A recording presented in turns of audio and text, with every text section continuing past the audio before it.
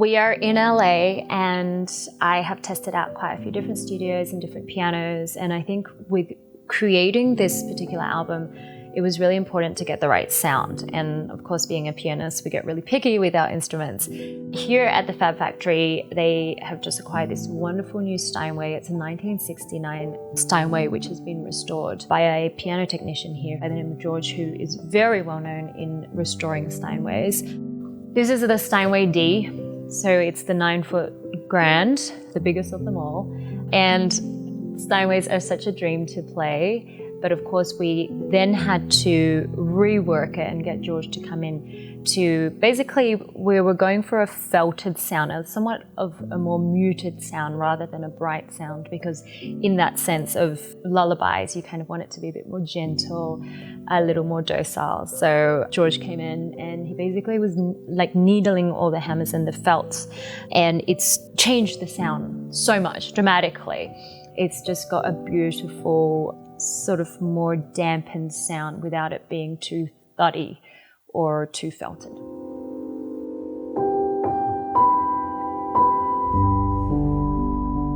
This particular album, I have entitled it Throwback Lullabies. It is basically taking music of the late 90s and early 2000s, recreating it into solo piano works, but with a lullaby twist.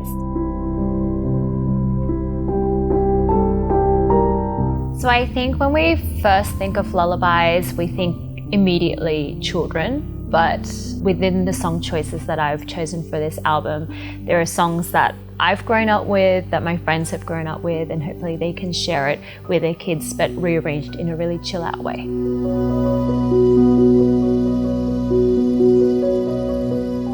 It was kind of a fun process, I guess, because inspired by a lot of friends having kids, and a lot of them maybe not be going out to clubs or going to parties, but they're all still great songs. I wanted to take those songs and recreate them in a piano version, but also a mellowed out version, so that the songs can be shared with all ages, and not necessarily particularly with people who maybe listen to R&B or pop, but once you rearrange it in a way where it's just for solo piano, it can be appreciated by the greater mass.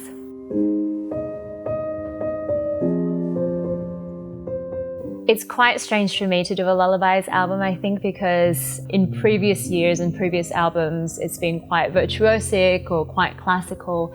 But I think I wanted to really explore a different side of the piano, recreating. I love mashing up and kind of giving songs a new perspective. And so by taking songs that might be really boppy, or they could be ballads, but not necessarily for piano, recreating that into a mellow, subdued, chilled out version for the piano. It's fun for me as a composer and as an arranger, but also there's songs that I really, really love. I love all the songs on this album.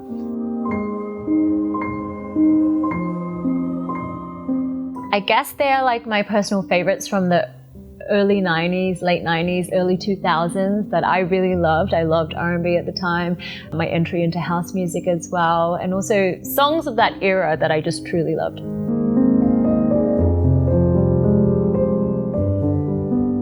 I think there was a part of me that was quite frustrated in just playing classical music for a long time, and so I would start to experiment in so many different ways of trying to combine other genres of music that I loved into the way that I would play classical music. Now, being able to mash up the pop world and the classical world really is trying to merge the old with the new.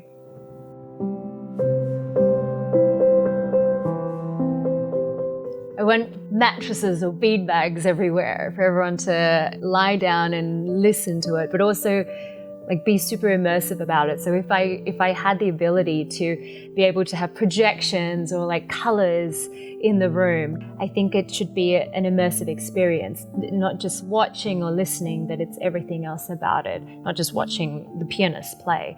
It's about the sound and, you know, how the colors make you feel. So beds everywhere, beanbags, be immersed in the sound.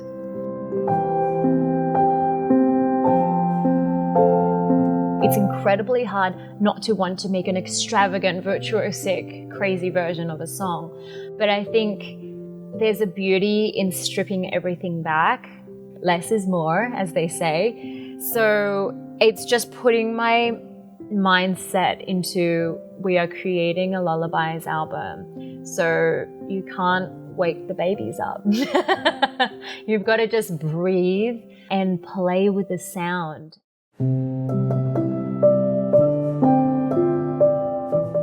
I think my musical influences come from all sorts of different genres. Classically speaking, of course, I love pianists like Martha Argerich, Yuzhu Wang, but then I love other genres and other musicians like FKJ and Anomaly, and then of course in the R&B world, John Legend and Alicia Keys.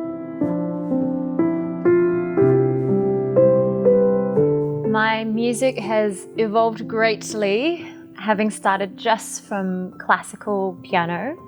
And then, of course, there was the Pop Alchemy album in 2019, which was mashing pop works with classical works. If we rewind a little further back to 2012, when my independent albums were Tonalita, for instance, again, that's taking classical works but injecting a little more modern energy into it. And so now we fast forward to this particular album, which is really the most stripped back and most minimal album of mine in the form of taking works and creating them into lullabies for solo piano.